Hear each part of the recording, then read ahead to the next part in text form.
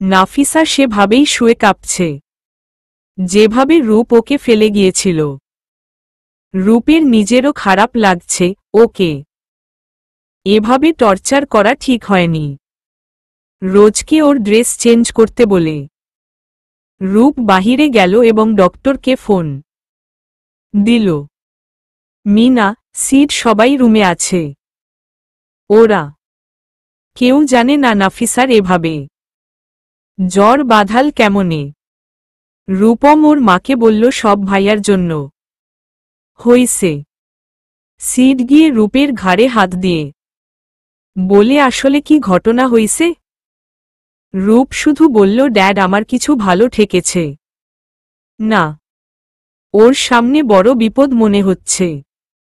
Seed আর কিছু বলল না, ওখান থেকে চলে গেল। রাত 9টায় ডাক্তার আসল দেন, ট্রিটমেন্ট করল। ডাক্তার চলে যাওয়ার আগে বলে গেল কোনো প্রবলেম হবে না, বেশি ঠান্ডা লাগার জন্য এই অবস্থা। রাত 12টার দিকে নাফিসার জ্বর কমে আসে এবং ও চোখ মেলে দেখে জানালার গ্লাসে একটা বিশাল মেয়ের ছায়া মূর্তি। এটা দেখে ও চিৎকার দেয়। পাশে রোজ শুয়েছিল। রোজ ধরফর করে উঠে বসে বলল কি হইছে, চিৎকার দিছিস কেন? আমি ভয় শুধু ওকে জানালার দিকে হাতের ইশারা করে দেখালাম। ও তাকাতেই ছায়াটি সরে গেল। রোজ বলল কই কিছু নাই তো, দেখি তোর জ্বর সারছে বলে কপালে হাত দিয়ে দেখল এবং বলল হুম একদম সেরে গেছে। আমি বললাম তুই ঘুমা, আমি নিচে গেলাম, খুব ক্ষুধা লাগছে। ও আসতে চাইল কিন্তু নিষেধ করলাম। নিচে নেমে দেখি রূপ ডিঙ্ক করছে। ওকে প্রায় দেখি ডিঙ্ক করা, আজ নতুন না, এটা নাকি ওদের কালচারাল। ওকে কিছু না বলে ফ্রিজ থেকে খাবার বের করে গরম করে খেতে বসলাম। এমন সময় রূপ এসে বলল এখানে এসে নতুন করে বাসা বেঁধেছিস বলেই আমার গলা চেপে ধরল। আমি রূপের দুই চোখ দেখে হোঁচকিয়ে যাই আর ও কেমন জানি কাঁপছিল। আমার রূপের সাথে ধস্তাধস্তি শুরু হয়ে যায়। আমি গলা থেকে ওর হাত সরাতেই পারছি না, দম বন্ধ হয়ে আসছে। এমন সময় আন্টি কই থেকে এসে রূপকে এক ঝটকায় দূরে ছুঁড়ে মারে। আন্টি আমাকে এসে জড়িয়ে ধরে। সিড আঙ্কেল রূপের গায়ে হাত দিতেই রূপ ছায়া মূর্তি হয়ে উঠতে থাকে। সেই ছায়া মূর্তি যাকে জানালার গ্লাসে দেখছিলাম। আমি ভয়ে আন্টিরে জড়িয়ে ধরে কান্না করতে থাকি। এমন সময় রূপ আমার সামনে আসে।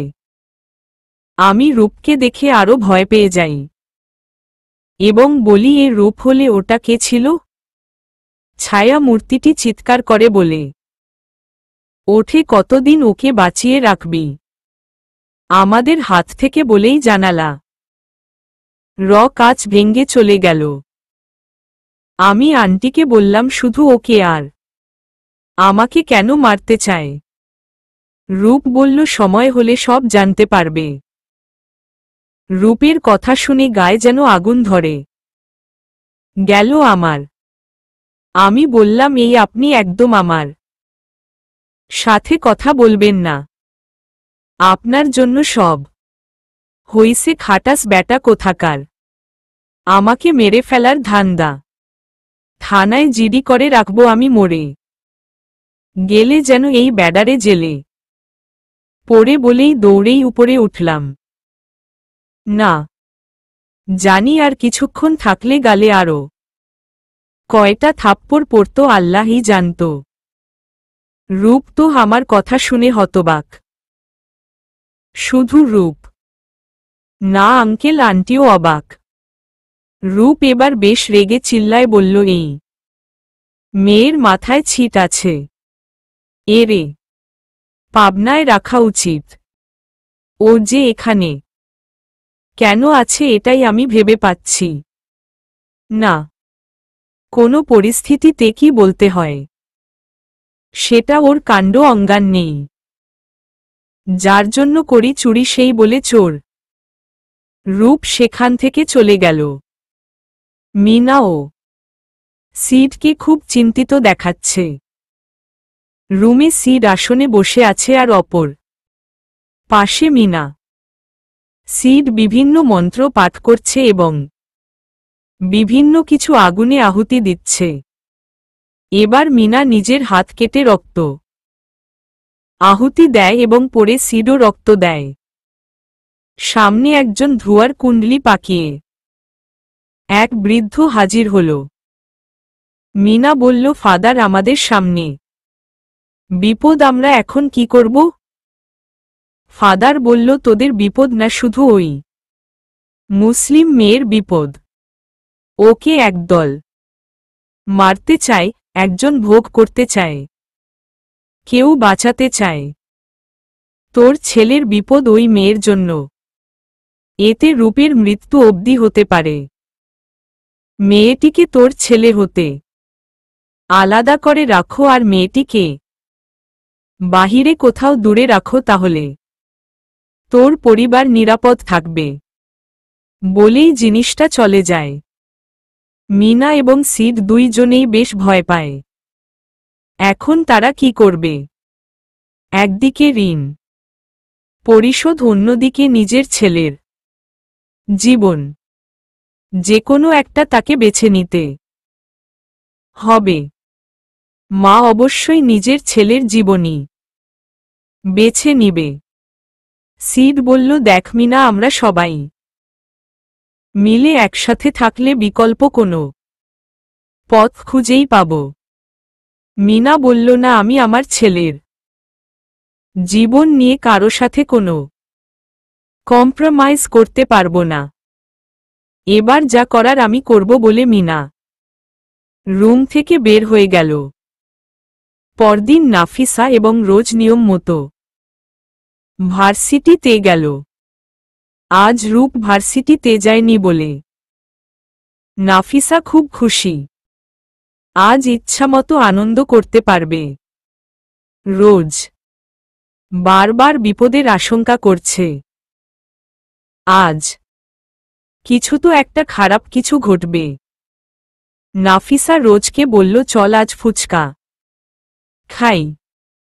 আজ তোর হনুমান ভাই নাই, তাই আজ কিন্তু না করতে পারবি না।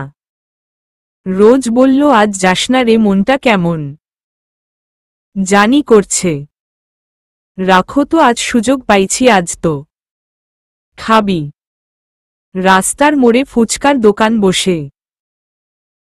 সেখানে নাফিসা একাই এসেছে, রোজকে না বলে, কারণ ও হয়তো আসতে দিত না।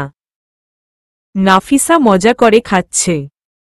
ওর প্ল্যান ফুচকা খেয়ে তারপর ঝালমুড়ি খাবে, দেন ভার্সিটিতে ঢুকবে। এমন সময় বৃষ্টি শুরু হল। একটা দোকানে গিয়ে দাঁড়ায়। এমন সময় কয়েকটা ছেলে বলে, দেখতো ওই মাইয়া না?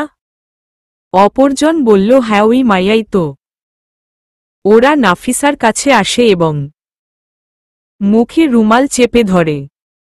ওদের গন্তব্য স্থান পাশের বিশাল জঙ্গলে ঢোকা। নাফিসা অজ্ঞান হারিয়ে ফেলে। তারপর আর কিছু মনে নেই। রোজের সিক্স সেন্স ওকে বারবার বলছে নাফিসার কোনো বিপদ হইছে, কিন্তু এতগুলো মানুষের মাঝে ওর নিজের শক্তিও ব্যবহার করতে পারছে না। রোজ ওর মার কাছে ফোন দিয়ে সব বলে। মিনা রোজকে বাসায় আসতে বলে।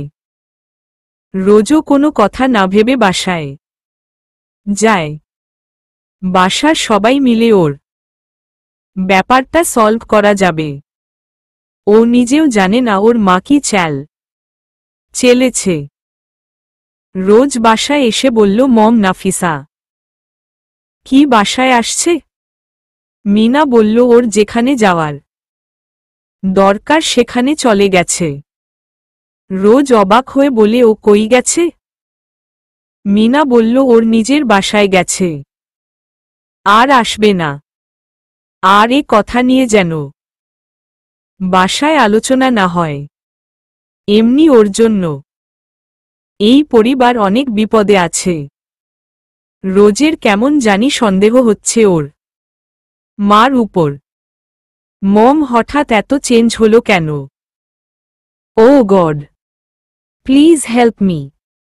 নাফিসা যেন ভালো থাকে।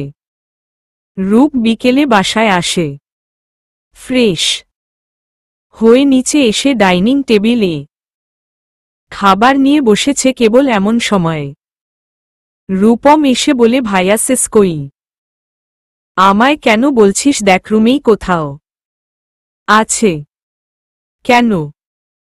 মম যে বলল শীষ নাকি তোমার সাথে বাহিরে গেছে। আজ শেষকে নিয়ে পার্কে যাব।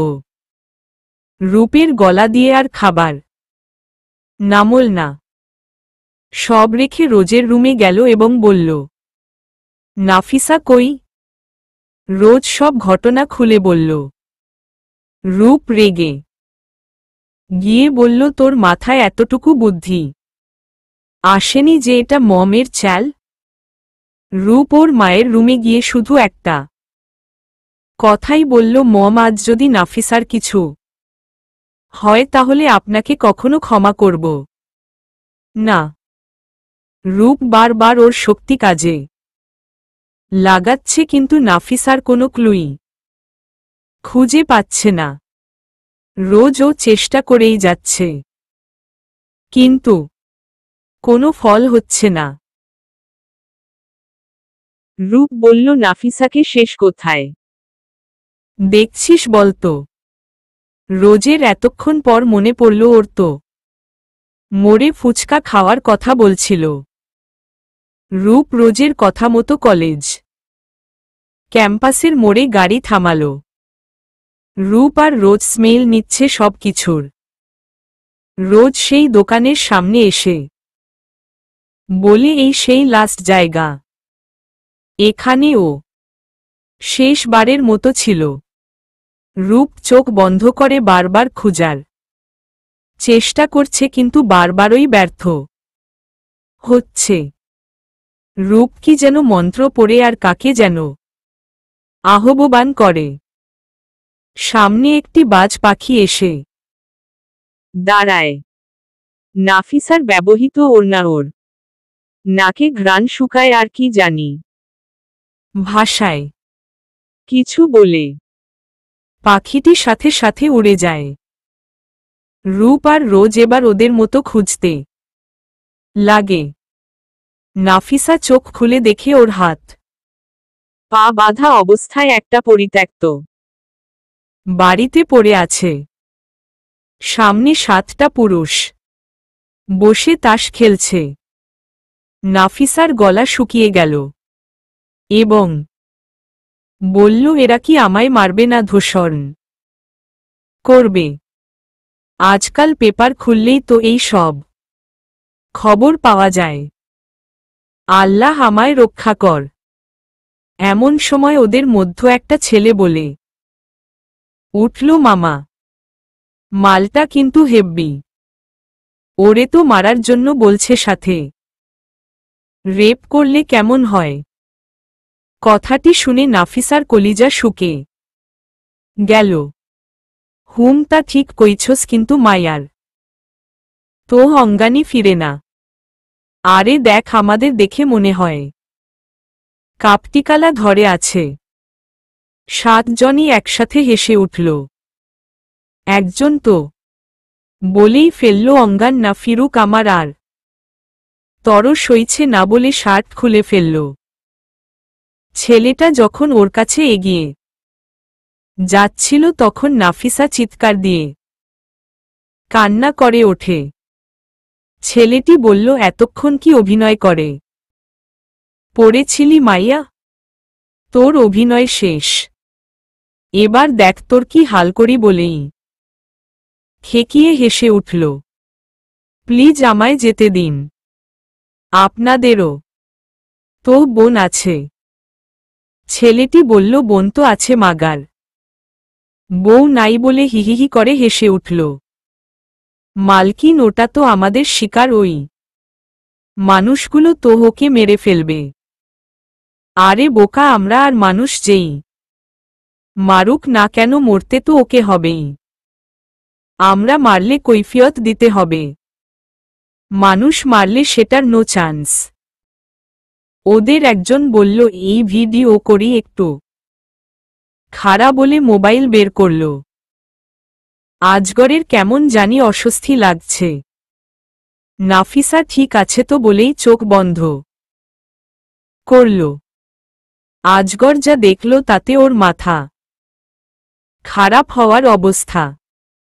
এক দৌড়ে নাফিসার কাছে গেল, কিন্তু ও জানত না ওকে ধরার জন্য শত্রু রা ফাঁদ পেতে আছে।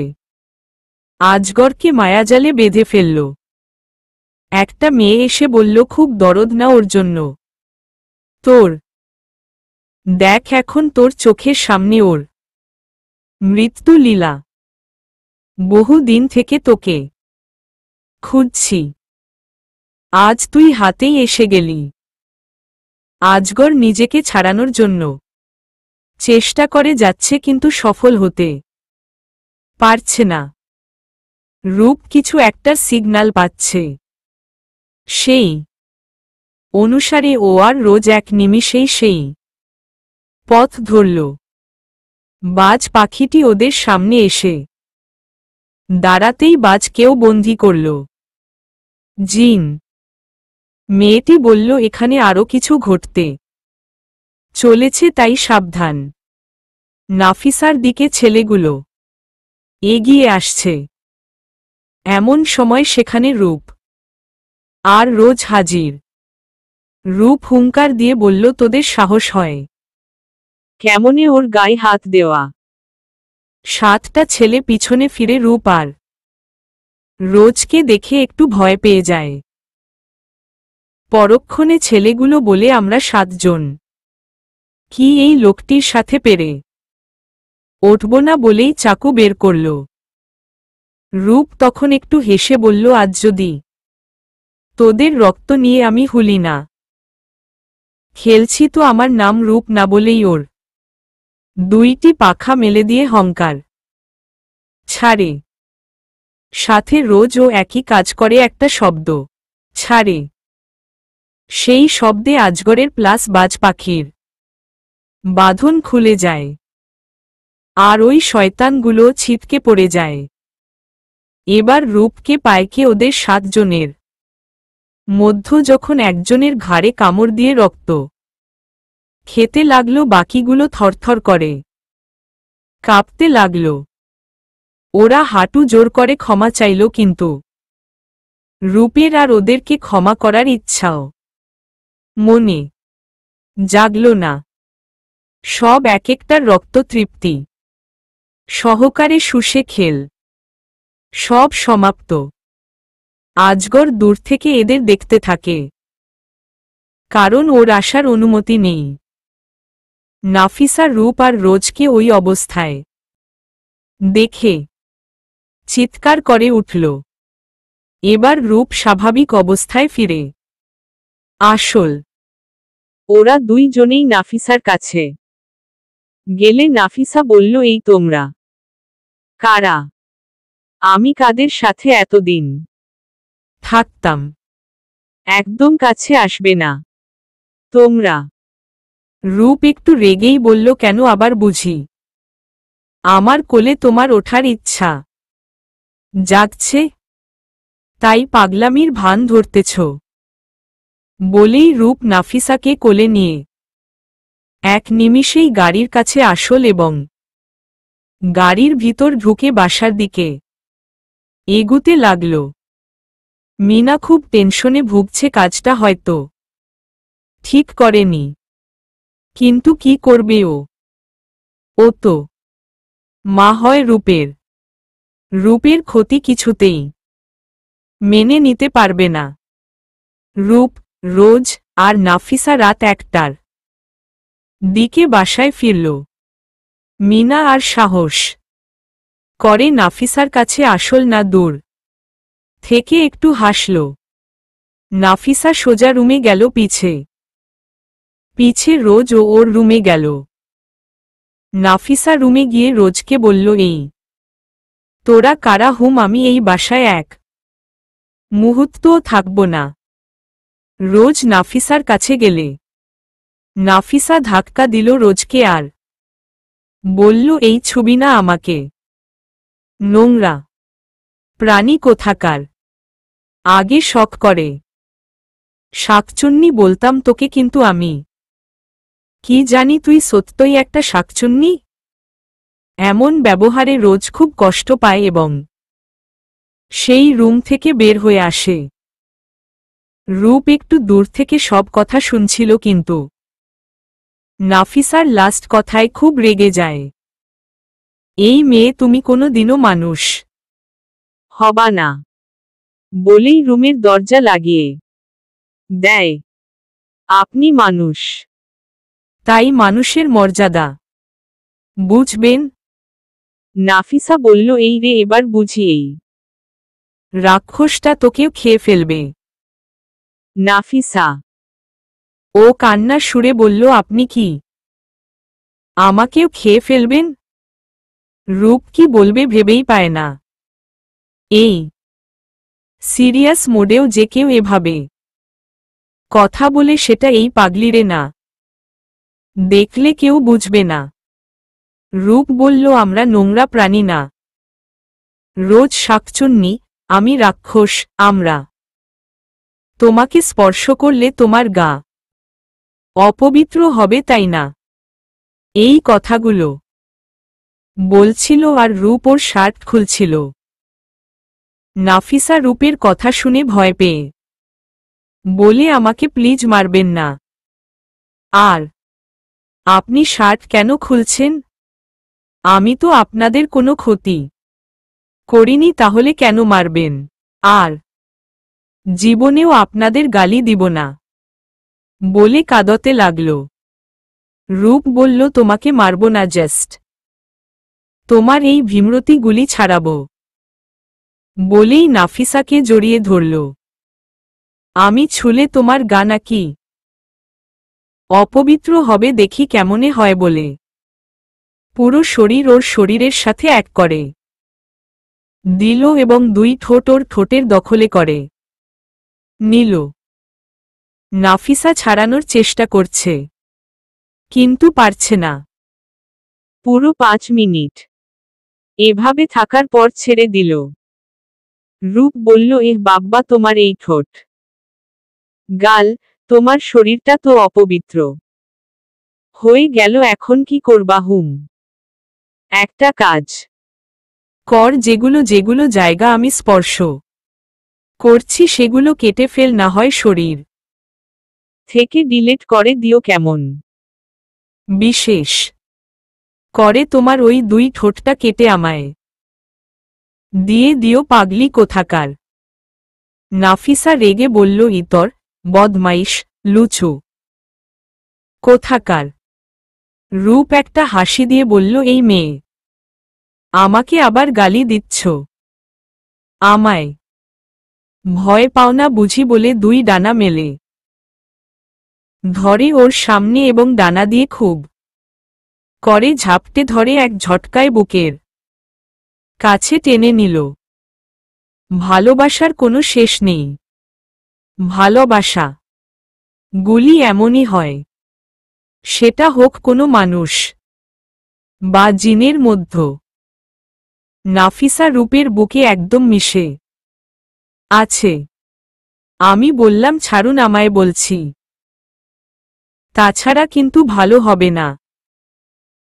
রূপ মুচকি হেসে বলল, তাছাড়া কি হবে শুনি? কেস করার ইচ্ছা জাগছে বুঝি? আমায় নাফিসা এবার জোরে বলে উঠল, বদজ্জাত পোলা, তোমারে আজ মজা বুঝাচ্ছি বলে বুকের লোম খুব জোরে টান দেয়। আউচ বলে রূপ ছেড়ে দিল। আইউ ম্যাড বলে নাফিসাকে জোর করে ঠোঁটে কিস করে রূপ। আমি আপনার নামে মামলা দিব এই কেস করার জন্য। আপনি পাইছেনটা কি হুম? রূপ এবার নাফিসাকে কোলে তুলে নিয়ে শূন্যেতে ভাসতে লাগল। জানো আমার কত দিনের আশা তুমি আমার সত্যটা জানবে এবং আমরা এভাবে ভেসে প্রেম করব। লুচ্চা ব্যাডা কোথাকার, ছাড় বলছি আমায়, তোকে আজ মেরাই ফেলে দিব। এবার রূপ বেশ রেগে যায়, উপর থেকে খাটে ফেলে দিল। আউমা গো, আমি শেষ বলেই রূপের দিকে তাকালাম। রূপ বলল, আসলে তুমি একটা পাগল। শুধু পাগল না, একটা ফাজিল প্লাস বেয়াদব মেয়ে বলেই রুম থেকে বের হয়ে গেল। আমার মনটাই খারাপ হয়ে গেল। মনে হয় ওকে একটু বেশিই কষ্ট দিয়ে ফেলছি। কি করব? জানালায় আন্টি দাঁড়িয়ে আমাদের দেখছিল। আন্টিকে দেখে মনে হচ্ছে আমার উপর উনি বেশ বিরক্ত। প্রায় 6 দিন কেটে গেল, রূপ একবারও আমার সাথে কথা বলেনি। আমিও প্রয়োজন ছাড়া কারো সাথে তেমন কথা বলি না। আমি এতদিন কোনো স্বাভাবিক মানুষদের সাথে ছিলাম না ভেবেই গা শিউরে ওঠে। আমি আর রূপম প্রায় সন্ধ্যার সময় বাগান থেকে কিছু ফুল উঠাচ্ছি। আমি আকাশে তাকাতে দেখলাম কি জানি সব আমাদের দিকে উড়ে আসছে। আমি রূপমকে বললাম, দেখতো ওগুলো কি? রূপম কিছুটা শিউরে উঠে আমার হাত ধরে বলে, চলছে আমরা বাসায় যাই। আমি বললাম, কেন, কি হইছে? আর ওগুলো কি? রূপম কোনো কথা না বলে আমার হাত ধরে মেইন গেটের দিকে দৌড়াতে লাগল। আমিও নিজের ব্যালেন্স সামাল দিতে না পেরে উষ্ঠা খেয়ে বারান্দার সিঁড়ির উপর পড়ে গেলাম। রূপম আমাকে ওই অবস্থায় রেখে ভিতরে দৌড়ে চলে গেল। রূপম হাঁপাতে হাঁপাতে ডাইনিং রুমে গিয়ে ড্যাড বলে চিৎকার দিল। রূপমের ডাক শুনে সবাই বের হয়ে এল এবং বলল, কি হয়েছে? রূপম শুধু হাতের ইশারায় বাহিরে কি জানি দেখালো। নাফিসা পড়া থেকে উঠে দাঁড়াল এবং দেখল ওর হাতের কিছু জায়গা কেটে গেছে, সেখান থেকে রক্ত পড়ছে। একটা শা আওয়াজে দেখল কিছু দূরেই একটা মানুষের মাথার খুলি, যা ছিল কালো মিহি রঙের এবং খুলির দুই পাশে দুইটা বিশাল পাখা। এই জিনিসটা আমি নিজের চোখে দেখছি, যেটা অবিকল গল্পে তুলে ধরেছি। পিছনে আরও দুইটা এরকম মাথার খুলি। ভেবে দেখুন আমার কি অবস্থা তখন। আমি চিৎকার দিয়ে উঠি।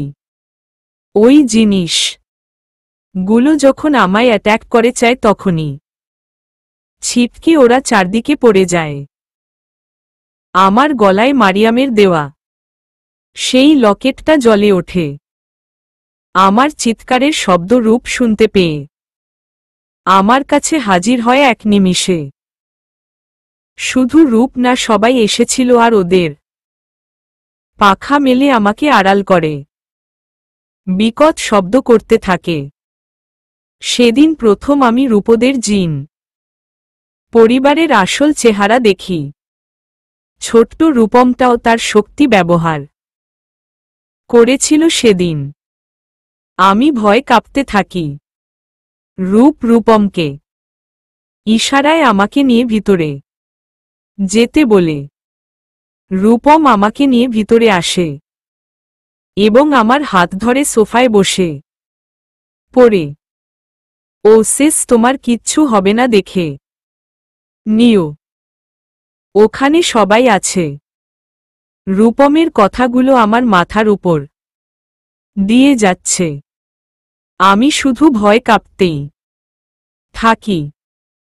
রূপ বলল, ভালো চাও তো তোমরা নিজের রূপে ফিরে আসো। একটা ব্ল্যাক পোশাকে মেয়ে চট করে উদয় হয় এবং পিছনে কয়েকটা জিন উদয় হয়। মিনা চমকে উঠে বলল, ক্যাথরিন তুই? ক্যাথরিন সশব্দ করে হেসে উঠে বলল, চিনতে পেরেছিস তাহলে? ওই মেয়েকে নিজেদের জিম্মাদার করে ভুল করেছিস তোর পরিবারের জন্য। কি তোর দয়া নাই? রূপের কাছে এসে ক্যাথরিন বলে, হাও সুইট। ক্যাথরিন বলল, এটা কে হয় তোর মিনা? মিনা বলে, ও আমার ছেলে। কেন, কি হইছে? এবার ক্যাথরিন বলল, অল্প বয়স, রক্তের তেজ বেশি না।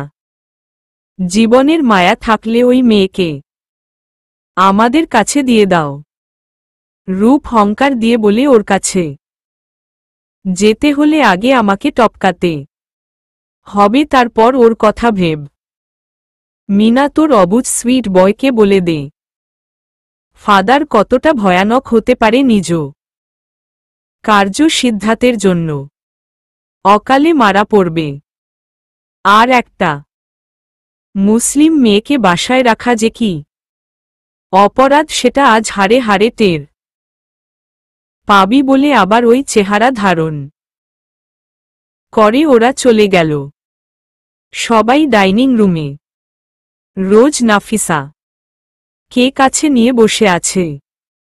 বেচারার ভয় কেটে উঠতে এখনো পারেনি। মিনা এবার নাফিসার সামনে বলে উঠল, ওরে আর বাসায় রাখা যাবে না কোনো অবস্থায়। রূপ বলল, ওই অবস্থায় কোথায় যাবে? জানি না কোথায় যাবে, কিন্তু এখানে আর এক মুহূর্ত নয়। এখনই হয়তো ওরা আসবে, এর আগেই ওর ব্যবস্থা করতে হবে। রূপ চট করে আমাকে নিয়ে হাওয়া হয়ে গেল। রূপ বের হয়ে যাওয়ার সাথে সাথে মোট ২৭ জন পুরুষ হাজির হয়ে গেল। এরা ৭ ফুটের বেশি লম্বায়। দেখেই মনে হবে এরা কেউ স্বাভাবিক মানুষ নয়। মিনা তাদের গোপনীয় রুমে নিয়ে গিয়ে ব্লাড দিয়ে আপ্যায়ন করে। তারপর শুরু হয় তাদের মধ্য কথা। রূপ জানে না সেখানে কি হচ্ছে। ও তো নাফিসাকে ওর কাছেই রাখছে। নাফিসা এবার জোরে ধাক্কা দেয় রূপকে আর বলে, আপনারা ভূতে ভূতে মারামারি করবেন আর এর চিপায় আমাকে মরতে হবে? রূপের ৬ দিনের আগের রাগ তো আছেই, তার উপর ওর এই ধরনের আচরণ যেন সহ্যই করতে পারছে না। তার উপর বাসার টেনশন। আমার কাছে এসে রূপ একটা ঠাটিয়ে একটা চর মারে। রূপের চরে নাফিসা ছিটকে পড়ে যায় একটা পাথরের উপর। নাফিসার গলার সামনে কেটে যায় এবং সেখান থেকে রক্ত পড়ে যায়। রূপের রক্তের পিপাসা পেয়ে যায় ও ধীরে ধীরে নাফিসার দিকে এগুতে থাকে। নাফিসার কাছে এসে ওর গলা থেকে রক্তগুলো শুষে নেয় এবং ওর গলা ঠিক আগের মতো হয়ে যায়। রূপ নাফিসাকে জড়িয়ে ধরে আর বলে, সরি, খুব লাগছে। নাফিসা এবার জোরে কেঁদেই ফেলল আর বলল, আপনি আমাকে দেখতেই পারেন না, শুধু মারার ছুতো খোঁজে নাই। Hit you but I love you my heart, just for you my love, বলেই কিস করল রূপ। নাফিসা বলল, আপনি কতদিন দাঁত ব্রাশ করেননি? এমা, কি দুর্গন্ধ, বলেই নাফিসা মুচকি হেসে দিল। রূপ ভেবে পায় না একে এই সময় কি করা উচিত। ফাজলামির একটা সীমা আছে। রূপ বলল, আমার মুখের গন্ধ। আমি দাঁত ব্রাশ করি না। আমি খারাপ। আমি শুধু তোমায় মারি না বলেই কাছে আসে। এই আপনার মতি গতি ভালো ঠেকেছে না। আপনি এরকম করছেন কেন? আবার কি করতে চান? রূপ একটু হেসে বলল, আমি তো কিছু করতে চাই, শুধু তোমাকে আমার কেলমা দেখাতে চাই বলে নাফিসার কাছে গেল। নাফিসা হা করে ওর দিকে যেই তাকায় অমনি রূপ ওর জিহ্বাতে দাঁত দিয়ে আসতে কামড় দেয়। এটারই যেন অপেক্ষায় ছিল রূপ। এবার নাফিসা বলল, আপনি খুব খারাপ। খালি খারাপ না, মহা খারাপ। তা তো আমি একটু খারাপই, সেটা তুমি ভালো করেই জান। বলেই নাফিসাকে বুকে নিয়ে উড়াল দিল বাসার পথে। ছাদে এসে নামে ওরা এবং নিচে নেমে যায়। নাফিসাকে দেখে মিনা এবার রেগে ফেটে যায় এবং এসে কষে একটা থাপ্পড় দেয়। রূপ এসে নাফিসাকে ধরে আর বলে, মম, হোয়াট হ্যাপেন? মিনা বলল, ওকে এক্ষুনি বাসা থেকে বের হতে বল, আমি আর নিতে পারছি না। আন্টির এমন ব্যবহারে আমার সব স্বপ্ন দুমড়ে মুচড়ে গেল। রূপের দিকে শুধু তাকালাম। জানি না ও কি বুঝল। নিজের রুমে চলে আসলাম। নিজের কাপড়গুলো ব্যাগে ভারতে লাগলাম। মম বলবে কি হয়েছে? রোজ বলল, হওয়ার কিছু বাকি নেই। আমাদের সমাজ চ্যুত করবে ওনারা এসে বলে গেছে। মম, আমি নাফিসাকে লাভ করি। আমি ওকে বিয়ে করব। এবার যেন আগুনে ঘি পড়ল। মিনা ক্ষেপে গিয়ে বলল, আমি জানতাম এটাই হবে। ও মানুষ আর তুই কি? তোদের মিলন অসম্ভব। আর সবথেকে বড় কথা, ও মুসলিম আর তুই খ্রিস্টান। তোদের মাঝখানে ধর্মের বিশাল দেয়াল আছে, যেটা ভাঙ্গা একদম সহজ না। আন্টি চিন্তা করেন না, আমি চলে যাচ্ছি এবং আপনার ছেলেকে আমি আমার জীবনে চাই না। তাই ধর্মের দেয়ালের কথার কোনো প্রশ্নই আসে না। নাফিসা বাসা থেকে বের হয়ে আসার সময় রোজ রূপম বাধা দিয়ে বলল, পাগলামি করিস না। এই রাতে তুই কই যাবি? আমি রাস্তার মেয়ে, রাস্তায় থাকব। আমাকে নিয়ে টেনশন করতে হবে না।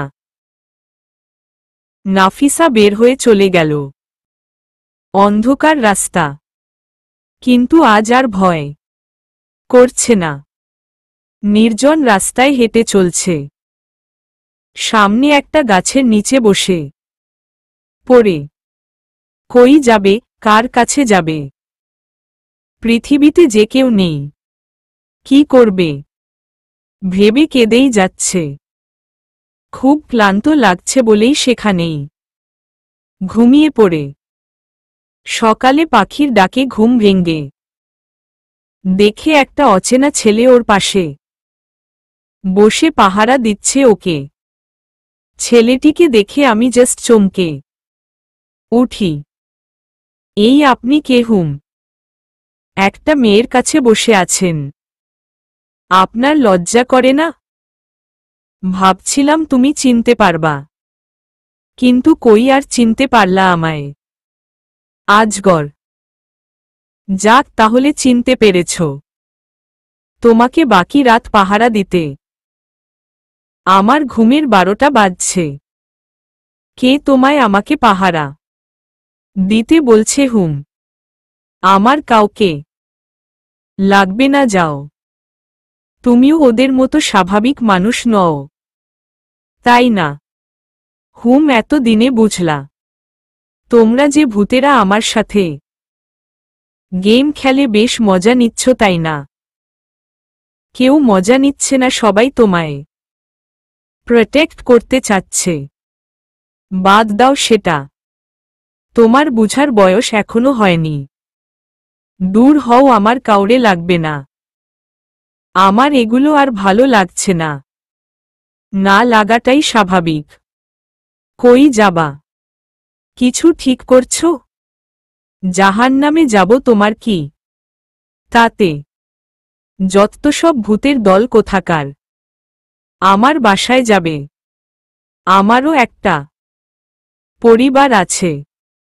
না, কোথাও যাব না। আর কারো মায়া বাড়াতে চাই না। কেন এর মধ্য রূপকে ভালোবেসে ফেলছ বুঝি? আমি ওর কথা শুনে চুপ করে গেলাম। কি বলবো, এর কোনো জবাব আমার কাছে এখন অন্তত নেই। ভার্সিটিতে যাবা মনে হয়। তুমি কেমনে জানলা আমি ওখানে যাব? আমাদের বিশেষ ক্ষমতা আছে। তোমাদের মনের কথা আমরা পড়তে পারি। এই জন্য হয়তো রূপ আমায় বলেছিল আমি ওকে ভালোবাসি কিনা। আজগর আমার ব্যাগ নিল এবং আমি ওর পিছনে পিছনে চললাম। গন্তব্য ভার্সিটি দেন কলেজ হোস্টেল। দূরে রূপ দাঁড়িয়ে ওদের দেখল ঠিক আজগর যেমন দেখত সেইভাবে। যাওয়ার অনুমতি নাই কাছে। ভার্সিটির গেটে এসে বলল, যাও ভিতরে, আমি এখানে দাঁড়িয়ে আছি। রাতে আবার আসব। নিজের খেয়াল রেখ। নাফিসা সোজা প্রিন্সিপালের রুমে গিয়ে বলল, স্যার আসতে পারি? নাফিসা, আসো ভিতরে। আমি তোমারই অপেক্ষায় আছি। বুঝলাম না স্যার, আপনি আমার অপেক্ষায় কেন আছেন? রূপ আমাকে ফোন দিয়ে সব বলেছে। দেন রুম রেডি, তুমি এখনই তোমার রুমে যেতে পার।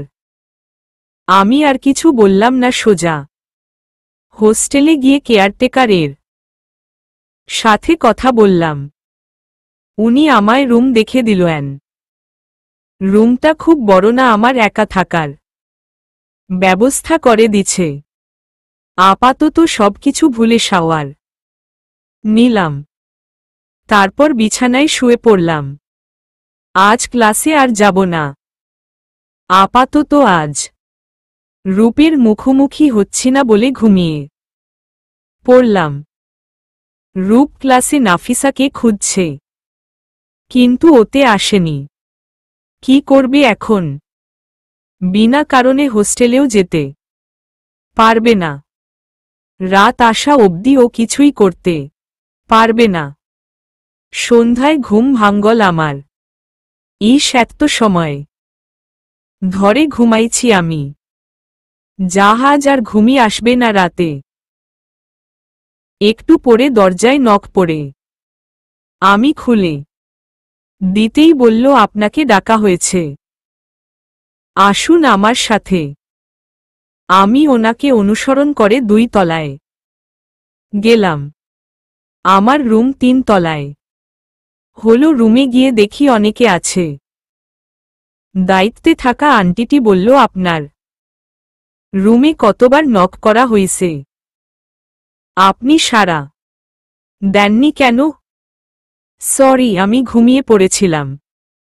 দেখ, তোমার আজ প্রথম দিন বলে মাফ করা হলো, নেক্সট দিনগুলোতে যেন না হয়। ঠিক আছে। হঠাৎ একটা মেয়ে বলল, এই তুমি না রূপ এর বোনের সাথে থাকতা? ওখান থেকে বের করে দিয়েছে বুঝি? বলে হেসে উঠল। আর একজন বলেই ফেলল, 2 দিনের মেয়ে এসে পাংখা গজেছিল। হুম, পাংখা কই গেল? পিপিলিকার পাখা গজায় মরিবার তরে। এর সাথে একদম কথাটি যায় বলে হেসে উঠল। আমি ওখানে আর দেরি না করে রুমে চলে আসলাম। রুমে এসে দেখি আজগর বসে আছে। ওকে দেখে আমি চট করে দরজা লাগিয়ে দেই। এই তুমি এখানে কেমনে এলে? সেটা আমার ব্যাপার, আমি কেমনে আসলাম। কেমন আছো? ভালো। মন খারাপ তোমার? চিন্তা কর না, সব ঠিক হয়ে যাবে। বললা না রূপকে ভালোবাস। আমি বললাম তোমার শুনে কি হবে? শুনি। তোমার মায়ের চিঠিগুলো কি পড়ছ? অন্যটা তো পড়তে পারবা না, ওটা কি করছ? তুমি কি ওটা পড়ে দিবে? না, ওই ভাষা আমার জানা নাই। আমি ওর দিকে তাকিয়ে বললাম, রূপের কাছে চিঠিটি আছে। সঠিক ব্যক্তির কাছে পড়েছে চিঠিটা। নাফিসা, তোমার বিচক্ষণতা প্রখর। আমি একটা স্মিত হাসি দিয়ে বললাম, থাক, আমায় আর পাম্প দিতে হবে না। আমি রেললাইনের চাকা, তাই পাম্প দিয়ে কাজ হবে না। আমি তোমার কথায় খুশিতে আপাতত আকাশে উড়ছি। না। আজগর স্মিত হেসে বলল, ওকে বিয়ে করতে চাও? সেটাও কখনো সম্ভব না। ধর্মের দেয়াল সামনে বাধা দিবে। তার মানে বুঝলাম তুমি ওকে ভালোবাসো। এই তোমার সমস্যা কি? সেই কখন থেকে একই কথা ভাঙ্গা রেকর্ডের মতো বাজিয়ে যাচ্ছ। আজগর একটি হেসে বলল, ম্যাম, সত্য কথা বললে মুর্শিদ বেজার হয়। দেখো, আমি কোনো মুর্শিদ টুর্শিদ না। এখন তুমি যাও, আমার ভালো লাগছে না। আজগর চলে গেল ভ্যানিশ হয়ে। এদের যে এত শক্তি কইত থাইকা আসে, হেইডা আমি বুঝবার পারি না। আমি আমার ব্যাগটি খুলি। ব্যাগ খুলেই অবাক হয়ে গেলাম। রূপের ল্যাপটপ কই থেকে আসল। আজব তো। বাহিরে খুব বৃষ্টি হচ্ছে, এমন সময় একটি মেয়ে এসে বলল, ডিনার 9টার ভিতর করতে হবে। এটা এখানকার নিয়ম। আপনি নতুন বলে আজ ডাকলাম, এরপর আর ডাকব না কিন্তু। আমি বললাম, ওকে, তুমি যাও, আমি আসছি। আমি নিচে গিয়ে খাবার খেয়ে রুমে আসলাম। রূপের ল্যাপটপ নিয়ে বসে আছি, কিন্তু পাসওয়ার্ড চাচ্ছে। আমি তো পাসওয়ার্ড জানি না। খুলব কেমনে? খাটাস, খচ্চর, খাবিস, হুনমান, বান্দর, আমোরা কাঠের ঢেকি, বদজ্জাত ল্যাপটপ দিসোচ ব্যাটা, কিন্তু পাসওয়ার্ড দেশ নাই। এমনি বলি আমি, তুই মহা খারাপ। চলে আসলাম, একটি বার কথাও বলল না। জীবনে যদি কথা বলছি আমি। হঠাৎ খুব ঘুম পাচ্ছিল। কি ব্যাপার? সন্ধ্যা অবধি ঘুমালাম, আবার ঘুম আসছে। নাফিসা গভীর ঘুমে মগ্ন। রুমে রূপ প্রবেশ করে। কি আর করা, নিজের প্রিয় মানুষটার কাছে আসতেও চুপি চুপি করে আসতে হয়। রূপ, এই মেয়ে তোকে পাগল করে ছাড়বে? রূপ ওর পাশে এসে শুয়ে পড়ল। অপলক ভাবে ওর দিকে তাকিয়ে আছে। এত জেদ্দি মেয়ে আমি আমার পুরো লাইফে দেখিনি। অবশ্যই ওর জেদগুলোই বেশি ভালো লাগে। রূপ ওর মাথায় হাত বুলিয়ে দিচ্ছে আর ও নিশ্চিন্তে ঘুমাচ্ছে। কি নিষ্পাপ মাসুম বাচ্চার মতো ঘুমাচ্ছে, কিন্তু যেই জেগে যাবে অমনি ঝগড়া। একদম ঝগড়াটে মহিলাদের মতো ঝগড়া করে আমার সাথে। নাফিসা কেন আমাকে বুঝো না? কবে এই মাসুম অবস্থায় থেকে যে বের হবা গড়ই ভালো। জানেন, এমন রাত যদি স্থির হয়ে যেত তাহলে তোমাকে এভাবেই অপলক দেখে যেতাম বলে ওর কপালে কেস করল রূপ। ফজরের আজান দেওয়ার সময় রূপ বাসায় চলে গেল। রূপ রুমে ঢুকেই দেখল ওর মম বসে আছে। রূপ কিছুটা হোঁচকিয়ে ওঠে। দরজা তো নক করা ছিল, মম কিভাবে জানল আমি রুমে নেই? কই ছিলি সারা রাত? রূপ কি বলবে ভেবে পায় না। আমতা আমতা করতে বলে একটু বাহিরে, তাই বলে পুরো রাত। মম সকালে ভার্সিটিতে যেতে হবে, তাই পড়ে কথা বলছি। ঘুমাবো এখন। মিনা কিছু না বলে চলে গেল।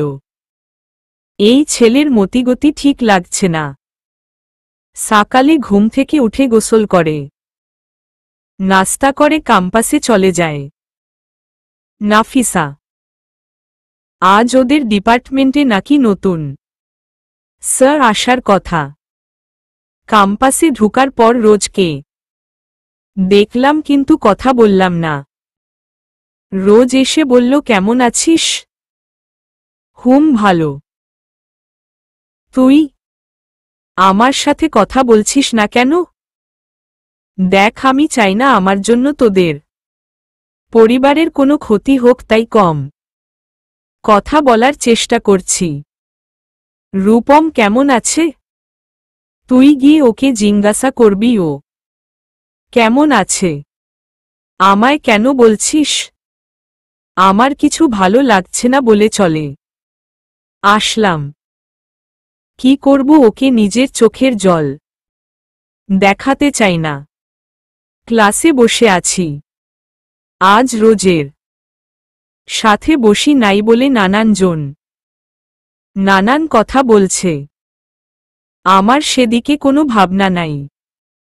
রীতিমত স্যার আসল ক্লাসরুমে। আমরা সবাই দাঁড়ালাম। খুব হ্যান্ডসাম ছিল স্যারটি। দেখলাম রীতিমত অনেকে ক্রাশ খেয়ে যাচ্ছে। এরা পারেও বটে। আগে রূপের পিছে ছিল, এখন নতুন স্যার এর পিছে। রোজের দিকে তাকিয়ে দেখলাম ও কেমন জানি ছটফট করছে আর আমাকে ডাকছে। আমি ইশারা করে বললাম সমস্যা কি? স্যার সবাইকে বলল আমি আপনাদের নতুন টিচার। আমার নাম কাইফ হামিদ। আমি চুপ করে আছি। এমন সময় রোজ বলল, স্যার আমার প্রবলেম। কাইন্ডলি যদি আমার বান্ধবীকে আমার সাথে যেতে দিতেন আমার খুব ভালো হতো। কাইফ স্মিত হেসে বলল, অবশ্যই আপনি তাকে নিয়ে যেতে পারেন। রোজ আমার হাত ধরে টেনে ক্লাস রুমের বাহিরে নিয়ে আসে। এমন করে টেনে আনলি কেন? আমার কেমন জানি মনে হচ্ছে এই স্যার এর মধ্য ঘাপলা আছে। পিছন থেকে কাইফ বলে উঠল, কি ব্যাপার? আমাকে নিয়ে আলোচনা হচ্ছে বুঝি? আমি আর রোজ দুইজনেই চমকে উঠি আর পিছন ফিরে দেখি কাইফ স্যার। আমি বললাম, কি যে বলেন না স্যার, আমরা তো অন্য বিষয় নিয়ে আলোচনা করছি। আচ্ছা ঠিক আছে বলে উনি চলে গেলেন। আমি ওখান থেকে রূপের কক্ষে গেলাম। দেখলাম রূপ কাজ করছে। আমাকে না দেখেই বলল, ভিতরে আসো। আমি ল্যাপটপটা ব্যাগ থেকে বের করে ওর সামনে রাখলাম। স্যার, ভুলে হয়তো আপনার ল্যাপটপ আমার ব্যাগে আসছিল। নিশ্চয় খোলার ট্রাই করছো, কিন্তু পারনি। আমি চুপ করে থাকলাম কিছুক্ষণ, তারপর বললাম, লক করেই যখন রাখছেন তাহলে আমার ব্যাগে কেন রাখছেন? তুমি যে বোকা সেটা আমি জানতাম, কিন্তু এত যে মহাবোকা সেটা জানা ছিল না। শুধু শরীর ভর্তি রাগ। এই আপনি আমার শরীর নিয়ে খবরদার কথা বলবেন না বলে দিল আমি আপনার মতো না। রূপ বলল আমি কাকে যেন ভালোবাসি, তার নাম দিয়েই পাসওয়ার্ড ছিল। আমি চট করে ল্যাপটপ খুলে আমার নাম লিখে ক্লিক করলাম, সাথে সাথে খুলে গেল। এবার রূপ কাছে এসে বলল যাক তুমি, এটা তো বোঝ আমি তোমাকে কত ভালোবাসি। আমি কোনো কথা না বাড়িয়ে চলে আসতে লাগলাম। অমনি রূপ আমার ওড়না টেনে ধরে। আমি বললাম ছাড়ুন বলছি লুচু কোথাকার, আমায় ছেড়ে দিন বলছি। কলেজ এসেই লুচুমি করা। এবার রূপ আমার সামনে এসে বলল শাট আপ, সব সময় এই ফাজলামি করা ছাড়বা কবে? আমি পিছন ফিরে দেখি ওড়না চেয়ারে বেঁধে আছে। এবার মনে হচ্ছে লজ্জায় মরে যাই। কি লজ্জা, কি লজ্জা? রূপ আমার অবস্থা বুঝতে পেরে বলে, লজ্জাবতী, এখন থেকে কেয়ারফুল থাকবা। এগুলো বলার আগে আমি হার মানব নাকি আপনি চেয়ারে আমার ওড়না বেঁধে এখন আমায় লজ্জাকর অবস্থায় ফেলে দিছেন। এই তুমি কি এই রকম বাঁকাই থাকবা? সোজা কি হবাই না? শোনেন আমি সোজাই মানুষ বলে চলে আসতে লাগলে রূপ বলল ল্যাপটপটা নিয়ে যাও। ওটা আপনার, আমি নিব কেন? ওটা তোমার কাছে আমানত রাখলাম। আমি নিব না। এই এত তোমার জেদ কেন? আমার কেলমা তোমাকে কি দেখাইতে হবে? বলেই একদম কাছে এল। ব্যাটার মতিগতি একদম ভালো না, তাই বললাম নিচ্ছি নিচ্ছি। আমি একটা নিরীহ মেয়ে, সব সময় কেলমা দেখাতে কেন আসেন বলেই ল্যাপটপ নিয়ে হোস্টেলে ফিরে আসলাম। কাইফ রূপের রুমে এসে নক করে। রূপ বলল আসতে পারেন। কাইফ সোজা এসে রূপের গলা চিপে ধরে। রূপ ও এক ধাক্কায় কাইফকে সরিয়ে দেয়। কাইফ বলে তোর সাহস কেমনে হয় নাফিসার গায়ে হাত দেওয়া? Hey man, limit you cross. আমি আমার প্রিয়তমাকে ছুব না তো আপনি ছুবেন? এরার কাইফ যেন বেশিই রেগে যায়। দুই পাখা মেলে পাখা দিয়ে রূপকে আঘাত করতে যায়। রূপ চট করে পাখা ধরে ফেলে এবং বলে মোটেও এই কাজ করবি না। তুই বুনো ওল হলে আমিও বাঘা তেঁতুল। স্মরণে রেখে দে মাথায়। রূপ এই নতুন শত্রু সম্পর্কে কিছুই জানে না। কেউ আর এই কলেজে টিচার হয়ে আসার পিছনে উদ্দেশ্য কি? কাইফ বলল একদম ওর পাশে ঘেঁষার ট্রাই করবি না বলেই রেগে চলে গেল। ঘটনাগুলো বেশ কাকতালীয় লাগছে। এমনি শত্রুর শেষ নেই। এই বান্দা আবার কই থেকে জুটল? রূপ গাড়ি ড্রাইভ করছে। অদূরে একটা ছেলে দাঁড়িয়ে আছে। কাছে যেতেই বুঝল এ সেই ছেলে। নির্জন রাস্তা, বেশ ছক কষেই সামনে এসেছে। রূপ গাড়ি ব্রেক করে। আজগর এসে সামনে দাঁড়ায়। আজগরকে নাফিসার সাথে পরিচয় হওয়ার আগে এখানে দেখলে হয়তো রূপ ওকে মেরে ফেলত, কারণ ওদের সাথে রূপদের খুব বিরোধ। রূপ বলল কিছু বলতে চান? কাইফ সম্পর্কে কিছু বলতে এসেছি। কাইফের সব ঘটনা খুলে বলল আজগর। নাফিসাকে ওর থেকে যত সম্ভব দূরে দূরে রাখতে হবে। আজগর বলল, নাফিসা কিন্তু আপনাকে অনেক লাভ করে। রূপ চুপ থেকে বলল, হুম জানি। আমি যদি না থাকি তবুও আপনি নাফিসার খেয়াল রাখবেন, তাই না? আজগর কিছুক্ষণ চুপ করে থেকে বলল, হুম। ও আমার দায়িত্ব। সঠিক সময় না আসা পর্যন্ত আমি ওর সাথে ছায়ার মতো থাকতে বাধ্য। তাছাড়া ওকে আমি আমার ছোট বোনের মতো দেখি। ওরা আরও কথা কিছুক্ষণ বলে যে যার পথে চলে গেল।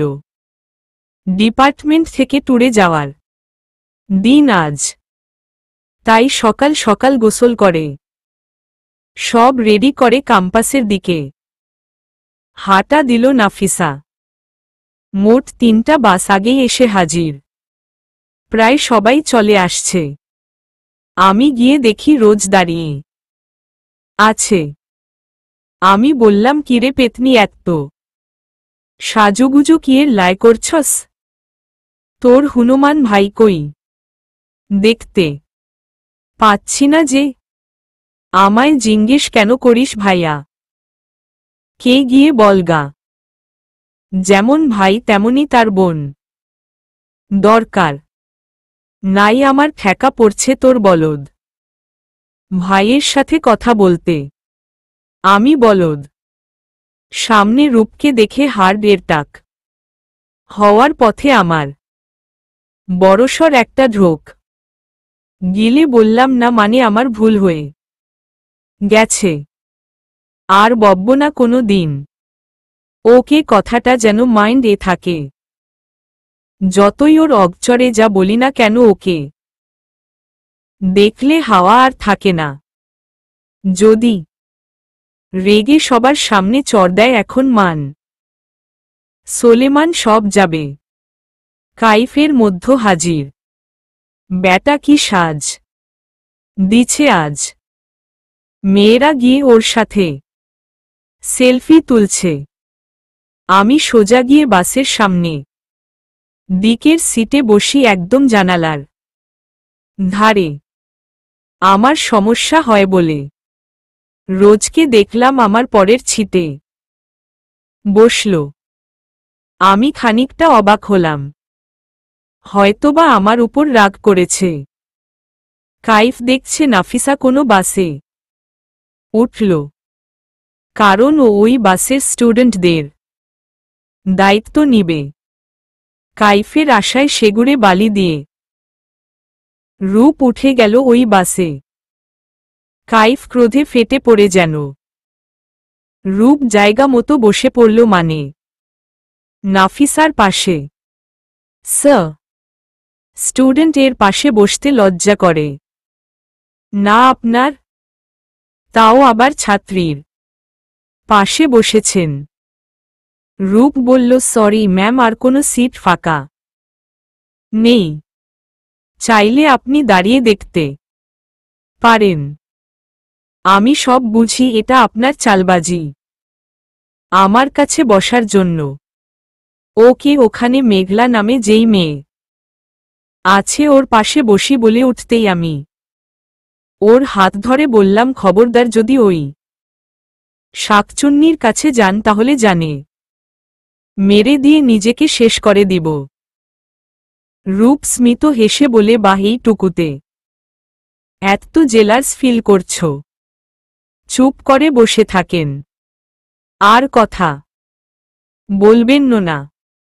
জো আজ্ঞা ম্যাম বলেই রূপ ইয়ারফোন কানে গুজে গান শুনতে লাগল। আমি জানালা দিয়ে বাহিরে তাকিয়ে আছি। কাইফ স্যারকে দেখে কেমন জানি লাগছে। মনে হয় খুব রেগে আছে।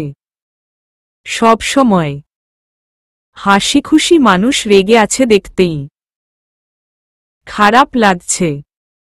বাস গন্তব্যর উদ্দেশ্য ছেড়ে দিল। সব ছেলেমেয়েরা একসাথে হই দিয়ে উঠল।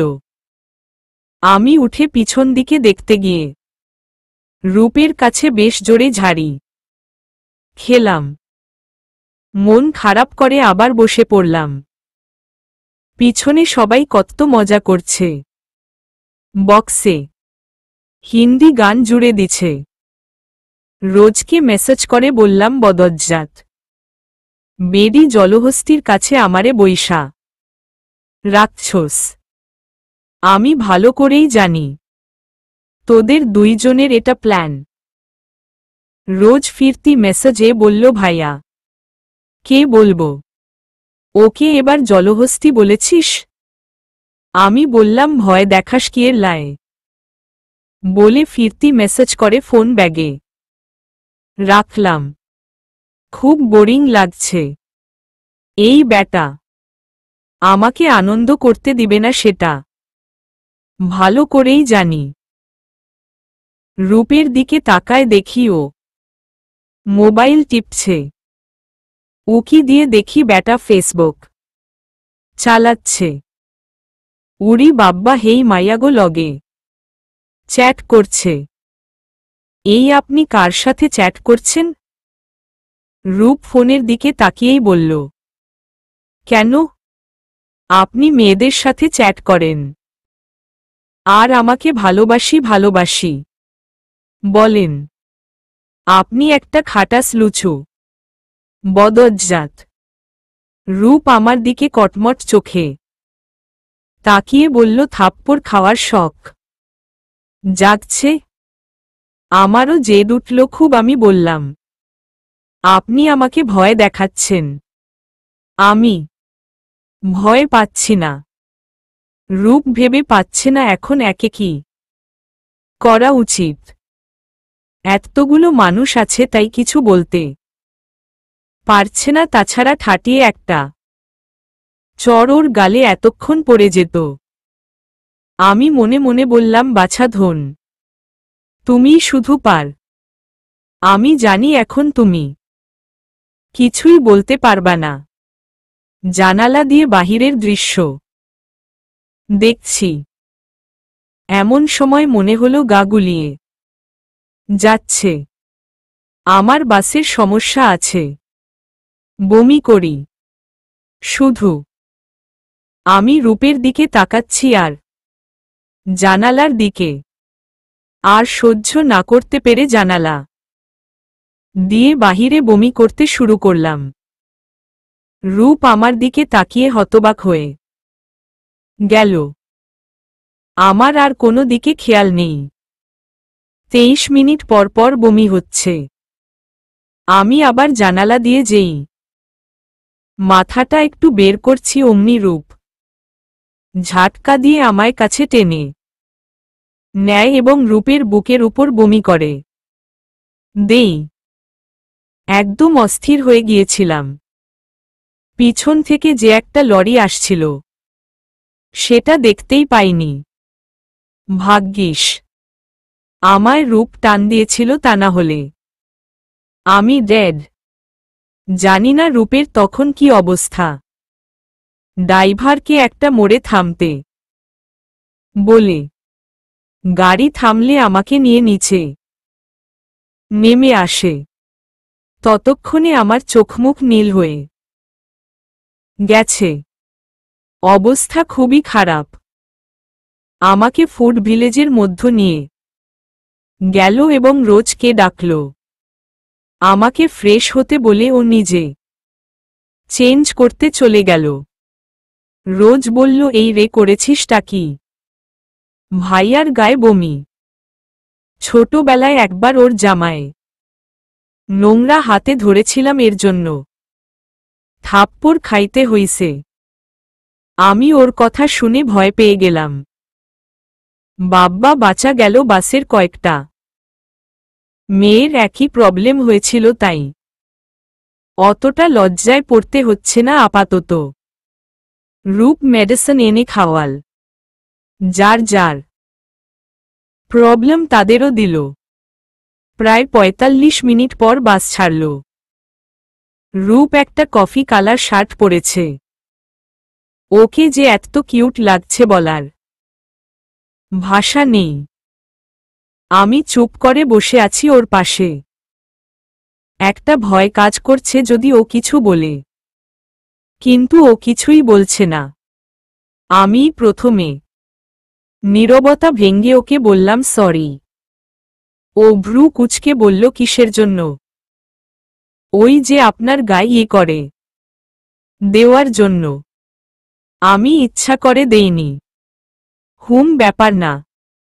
আমি চারদিকে তাকিয়ে বললাম, রাগ করেননি তো? না। প্রায় 3 ঘন্টা পর আমরা পৌঁছালাম।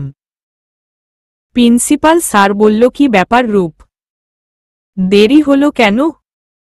আমরা তো খুব টেনশনে ছিলাম। স্যার একটু সমস্যা হয়েছিল।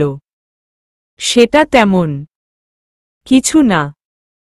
বাস থেকে নেমে গিয়ে দেখি বিশাল বিশাল তাঁবু খাটানো হয়েছে, অনেকগুলো। আমি আর রোজ গিয়ে মেয়েদের নির্ধারিত তাঁবুতে ঢুকলাম। রোজ রে আমি শেষ। ঘুমাইলাম তুই সব একটু দেখিস দোস্ত বলেই গা এলিয়ে দিলাম। মোবাইলের রিংটোনের শব্দে ঘুম ভেঙ্গে গেল। দেখি অপরিচিত নাম্বার থেকে কল আসছে। রিসিভ করে সালাম দিলাম। ও পাশ থেকে বলল আমি রূপের মা বলছি। আন্টির কথা শুনে বললাম জি চিনতে পারছি। কেমন আছেন?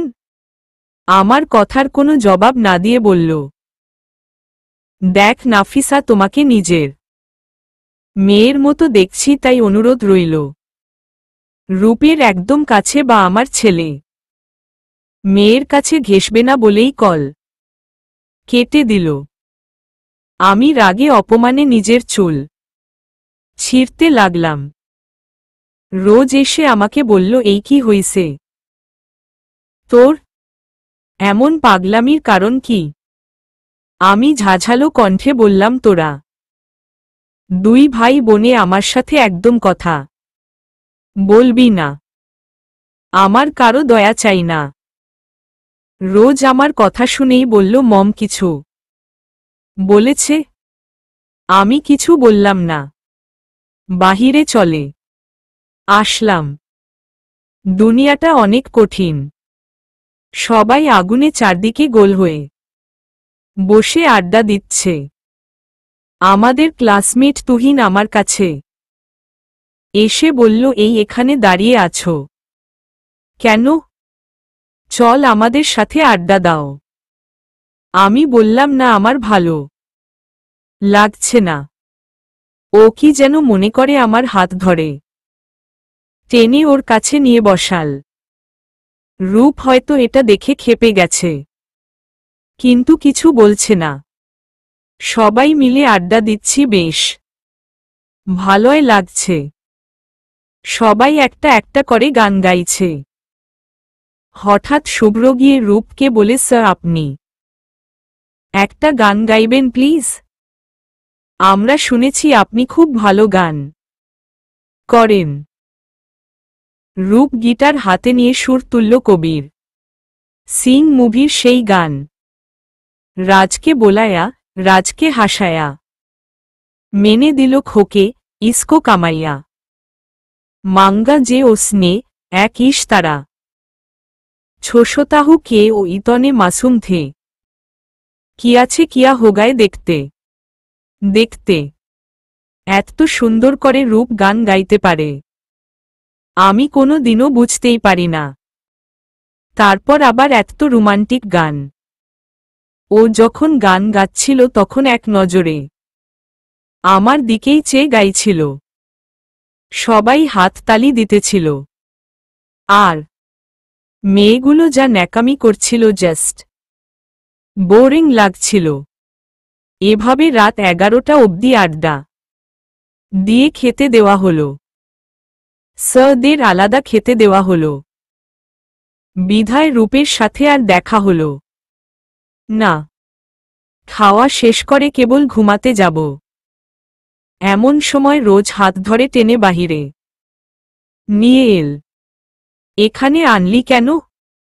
ভাইয়া কি জানি বলবে বলেই ও চলে গেল। তোর ছাগল ভাইয়ের সাথে কোনো কথা নেই বলে পা বাড়ালাম। এমন সময় রূপ হাত ধরে আমার। আমি চমকে উঠি এবং চিৎকার দিতে যাব অমনি রূপ ওর আঙ্গুল দিয়ে মুখ চেপে ধরে এবং আমায় টেনে আড়ালে নিয়ে যায়। আমার তো বুকের ধারকান উঠে যায়। ব্যাটা আমায় এত কেন ভয় দেখায়? আমি ওনার আঙ্গুলে কামড় দিতেই উনি হাত সরিয়ে নেয়। দূরে দেখি কাইফ স্যার এদিকে আসছে। আমি তো ওনাকে দেখে শেষ। রূপ ওর ডানা দিয়ে আমাকে জড়িয়ে ধরেই ভানিশ হয়ে নিরাপদ স্থানে সরে পড়ে। কাইফ স্যার আমরা যেখানে ছিলাম সেখানে এসে একটু দাঁড়িয়ে থেকে চলে যায়। আমি রূপকে জড়িয়ে ধরে আছি। ওর নিঃশ্বাসের প্রতিটি শব্দ শুনতে পাচ্ছি। কি যে ভালো লাগছে বোঝানো দায়। রূপ বলল এত ভালো লাগলে হবে, ভালোবাসতেও তো দিতে হবে। আমি ওকে ছেড়ে দিয়ে বললাম অসভ্য। এই আমার মতো ভদ্র ছেলে পাবা হোম? আপনি খুব খারাপ। খালি দুষ্টমি ছাড়া কিছু নেই আপনার মাথায়। উমহু তোমার কথা ঠিক না। তোমার জন্য আমি একটু বেশি পিউর। ওকে চল তোমায় এগিয়ে দিয়ে আসি। গিয়ে চুপচাপ শুয়ে পড়বা। কোনো ফেসবুক চালাবা না। আমি ফেসবুক চালাই না। নো মিথ্যা কথা। আমি তোমার পাসওয়ার্ড জানি। সো মিথ্যা বলে কোনো লাভ নেই। আপনি আমার এড হ্যাক করেছেন। বোকা মেয়ে আমার ওসব করতে দরকার পড়ে না।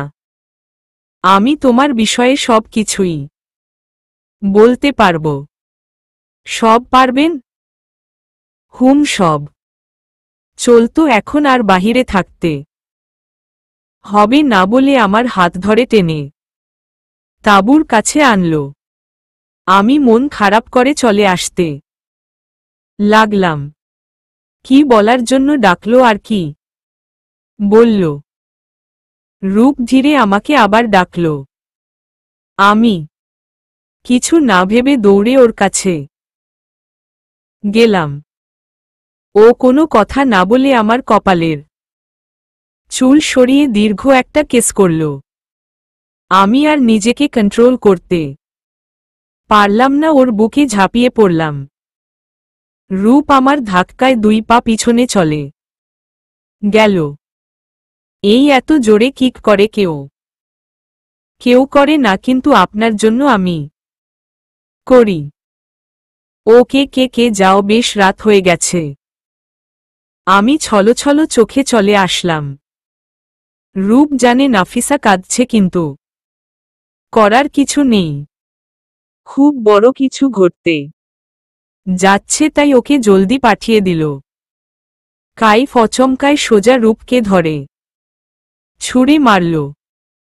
অপ্রস্তুত অবস্থায় থাকার কারণে রূপ একটা গাছের সাথে বাড়ি খেয়ে ছিটকে পড়ল। চলবে।